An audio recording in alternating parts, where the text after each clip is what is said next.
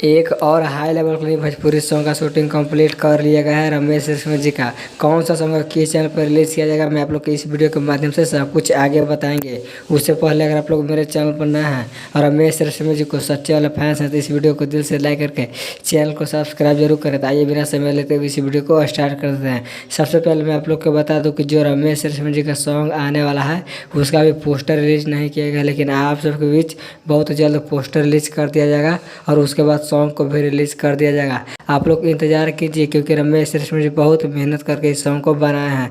आप सबके बीच 2 से 3 दिन के बीच देखने को मिलेगा यूट्यूब चैनल पर। तो आप लोग को क्या कुछ लगता है कि रमेश रेशमिया जी का जल्द सॉन्ग आना चाहिए या नहीं आना चाहिए, इस कमेंट के माध्यम से अपनी राय सुझाव जरूर दें। और अभी तक मेरे चैनल को सब्सक्राइब नहीं किए हैं तो सब्सक्राइब कर लें। तो आज का वीडियो यहीं तक रहने देते हैं, तो मिलते हैं नेक्स्ट वीडियो में।